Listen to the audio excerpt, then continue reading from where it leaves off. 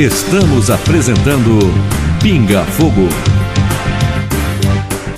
Bom, voltamos agora para o nosso programa de hoje, aqui nos estúdios da Rádio Câmara FM. Eu estou conversando com o deputado Moreira Mendes, do PPS de Rondônia, e com a deputada Rosane Ferreira, do PV do Paraná. A gente está falando aqui sobre o Código Florestal, essa ampla discussão que vem desde o ano passado. E não vai se esgotar rápido também. Essa questão vai exigir muita conversa ainda, muito debate, muito seminário. Mas a deputada falou uma questão aí, que eu não sei se está muito claro para todo mundo ainda, porque eu sempre volto à mesma história, que os nova-iorquinos têm muito orgulho de servir água de torneira nos seus restaurantes.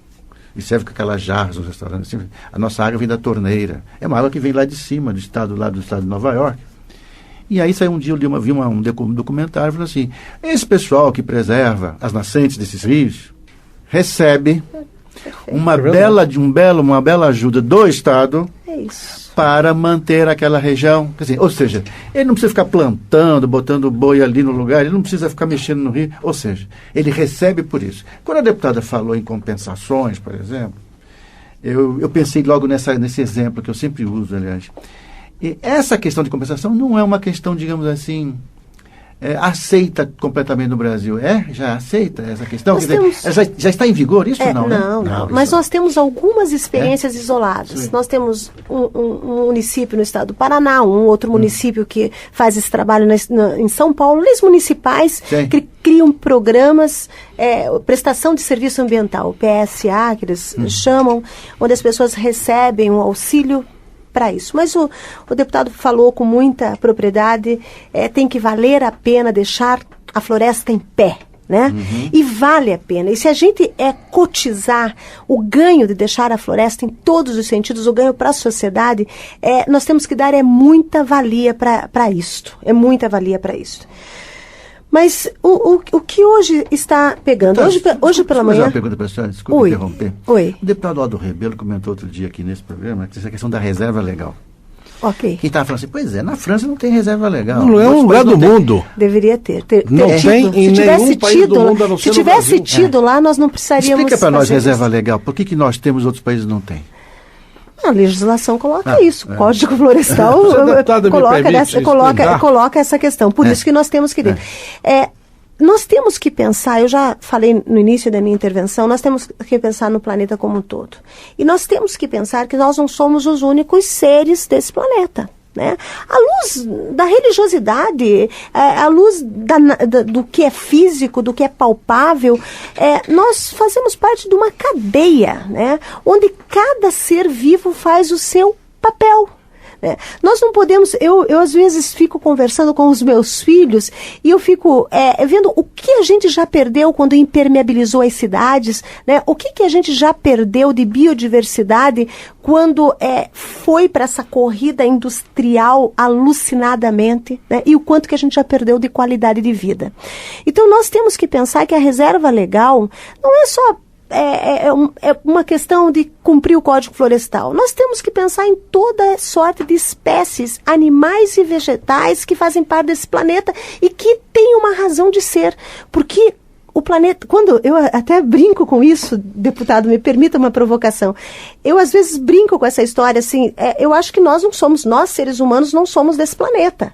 Às vezes eu fico pensando, quando sacam o homem, né, o ser humano, tudo parece que funciona numa harmonia maravilhosa, né?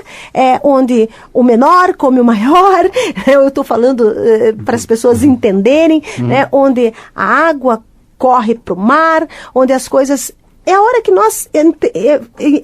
o homem intervém, a impressão que dá é que ele desequilibra para um lado ou para o outro as coisas e paga um preço por esse desequilíbrio. Estamos pagando um preço altíssimo por isso. Mas isso é filosofia, né? Mas, deputada, eu vou dizer uma coisa, eu sou do interior de São Paulo, da Alta Paulista, que foi uma região maior produtora de amendoim do Brasil, do mundo talvez, Tupã, aquela região da Alta Paulista, e hoje é nada.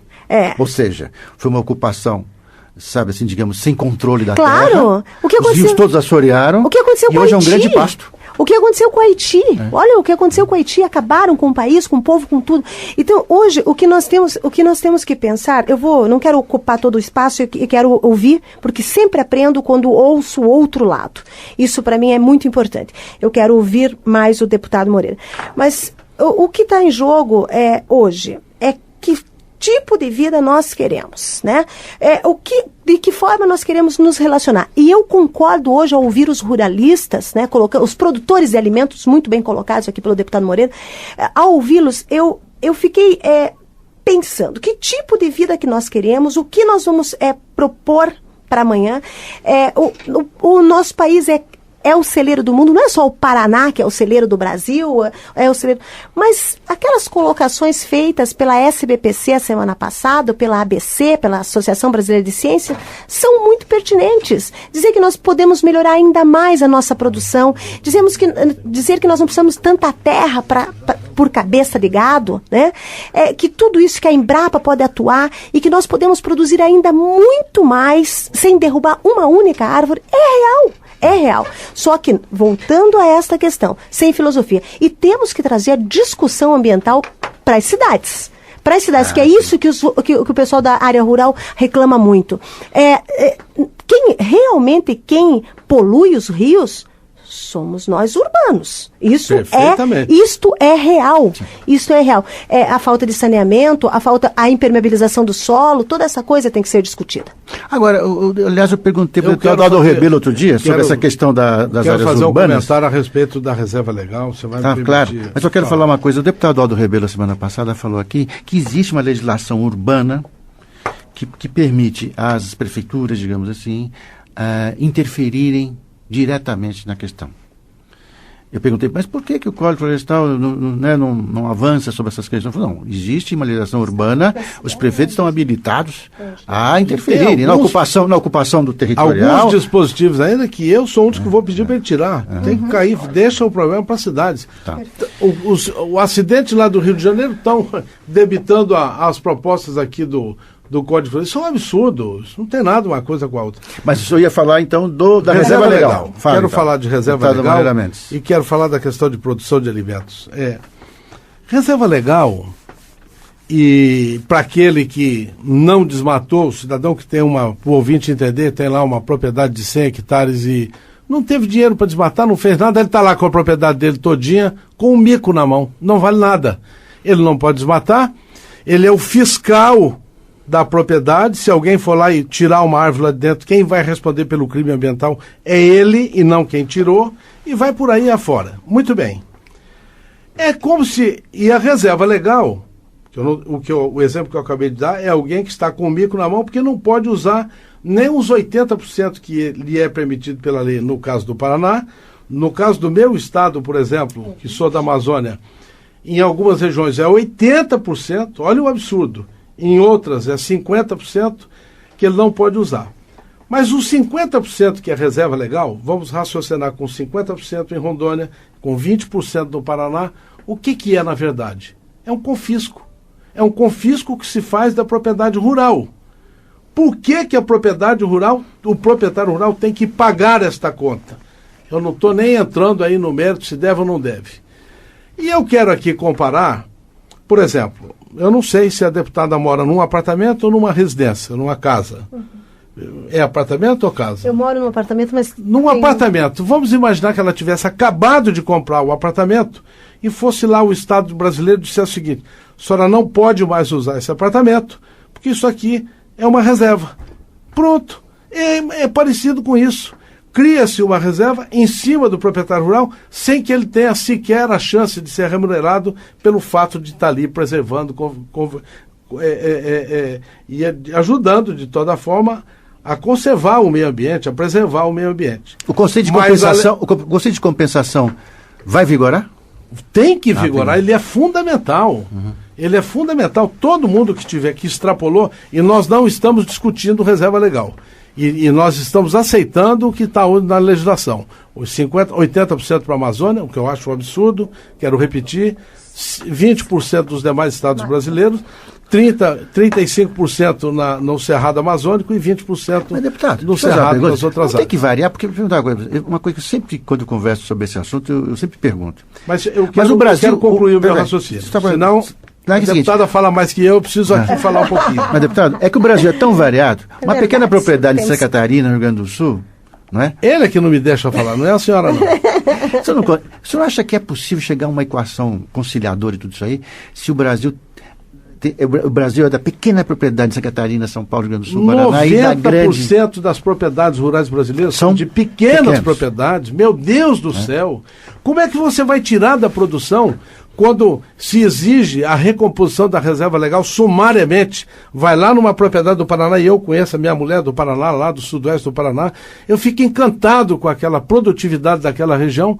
De repente vai lá o Estado do Sul. Agora o senhor tem que recompor, plantar 20% daquilo que o senhor tirou. Não foi ele que tirou, talvez tenha sido o pai dele, o avô dele, o bisavô dele, e a bomba estoura na mão dele agora. Que isso? Então ele, além de tirar da produção, ele ainda vai gastar um dinheiro que ele não tem, porque produtor rural não tem renda, para pagar a recomposição.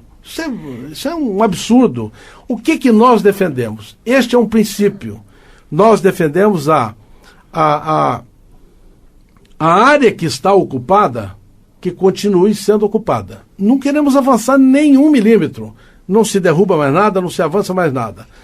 E aí sim continuar aumentando a produtividade como vem sendo feito. Então é consolidação de área ocupada, isentando, aí sim é isenção ao pequeno proprietário, aquela história dos 4 módulos para baixo, ele está isento da recomposição florestal da reserva legal, para o pequeno proprietário de 4 módulos para trás, mas isso não significa que ele está isento da recomposição da APP, ele não está isento. E os proprietários que estão acima dos 4 módulos, estes têm a responsabilidade da recomposição ou da compensação num outro lugar, no mesmo bioma. Que é uma coisa... O que isto vai decorrer? Vai decorrer que as áreas que estão hoje ocupadas com a produção vão continuar produzindo. Você não vai tirar a área da produção para recompor. E não se avança mais. E aí tem o problema da pastagem degradada. É mais avanço que vai ter para se produzir alimentos, para se produzir, fazer o confinamento, por exemplo, que hoje é uma coisa consorciada que é o maior sucesso no Brasil. É lavoura de grãos, de milho, de arroz, consorciado com o boi confinado. E tem dado um resultado extraordinário. E esse é o caminho do Brasil.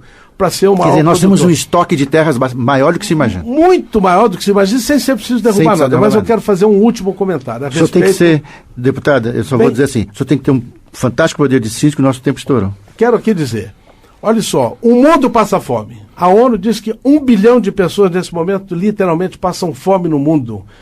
E eu acho que nós vamos estar na contramão da história se deixarmos de ser grandes produtores como somos hoje. Deputada, dê um tchau aqui pra gente, que o nosso tempo acabou. Eu acho que nós temos que continuar debatendo. Eu sou uma deputada eleita para essa legislatura como mais 46% desta casa. Nós precisamos debater porque está em jogo toda a nossa política agrícola e a nossa política ambiental. Obrigado pela oportunidade e um bom dia a todos. Eu quero agradecer a presença aqui, deputado Moreira Mendes, do PPS de Rondônia, deputada Rosane Ferreira, do PV do Paraná, e como ela disse, esse assunto não se esgota aqui. Vamos voltar a falar sobre isso, vamos tentar passar para os nossos ouvintes mais informações sobre a questão do Código Florestal. Muito obrigado. O Pinga Fogo tem produção de Everton Falcão, os trabalhos técnicos são de Newton Santos e a apresentação de Inimar Simões. Até a próxima. Pinga Fogo. Em debate, os temas que interessam a opinião pública.